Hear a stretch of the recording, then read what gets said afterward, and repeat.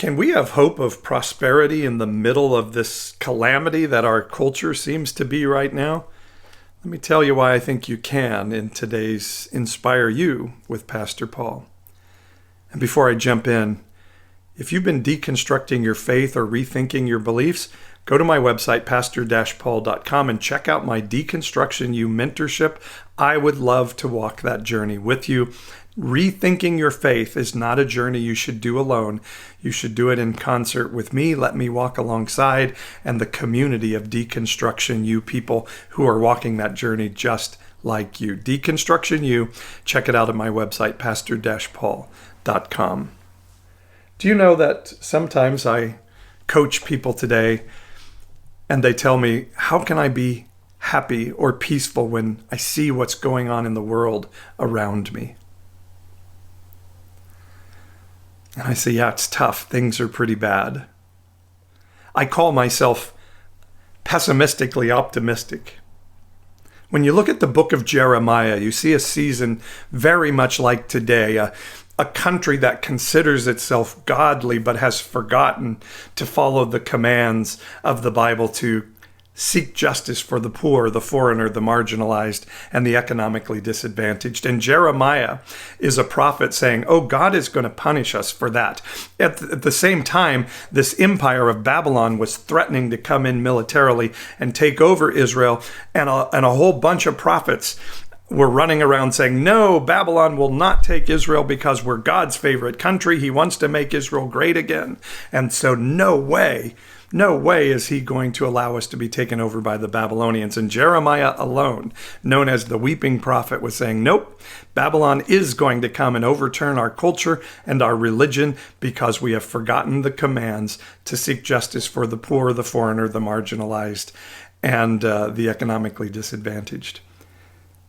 In Jeremiah 5:29 through 31, Jeremiah says, a terrible thing is happening in the land. The prophets prophesy falsely, and the leaders lead out of the words of the prophet, and my people like it that way. But what are you going to do when the end comes? Those are ominous words. And for many, we're rightly thinking, oh my goodness, what's going to happen to our country, to our finances, to our wealth, to our children?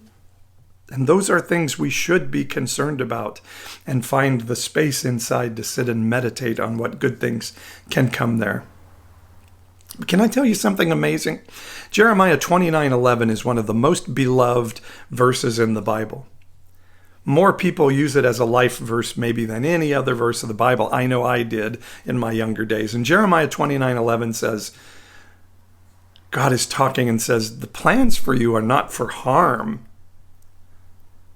Plans are for your good. The plans of your life are to give you hope and a future.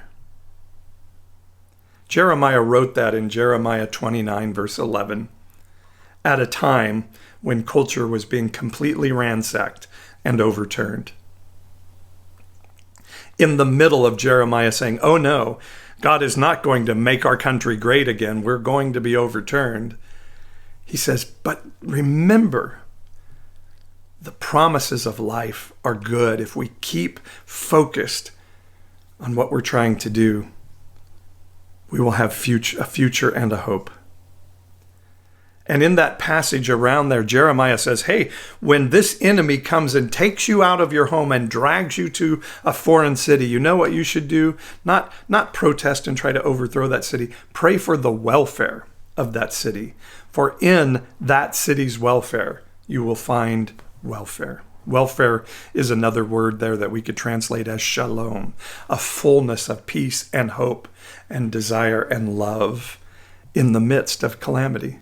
That's right. Jeremiah 29:11 is written in the midst of calamity that says, have hope and live as somebody who loves the people around you, even as it's scary. And then Jeremiah writes another book that we have right after that in our Bible called Lamentations, which by rote of its name is literally lamenting bad things happening. And in that, Jeremiah wrote another one of our favorite verses from the Bible that says, the steadfast love of the Lord of heaven never ceases. The mercies of the goodness and love of heaven never come to an end. They are new every morning. There's hope for every day. Great is the faithfulness of heaven. Jeremiah was pessimistically optimistic too. Yes, we may see some bad things happen in our culture. We know historically empires end when they forget about the poor, the foreigner, the marginalized, and the economically disadvantaged. But even in the midst of the presence of our enemies, it says in the 23rd Psalm, we can have a banquet. The Bible doesn't say be comfortable. It says have a banquet in the presence of your enemies. To pray for the city where you're taken when injustice is done to you. Jesus said it this way, when forced by a Roman soldier to go a mile, go 2. I hope you'll join me in being pessimistically optimistic and saying, I can do this when I have the love and the energy and the spiritual connection of those around me. I hope you've been inspired by this InspireU because you inspire me. Pastor-Paul.com is my website.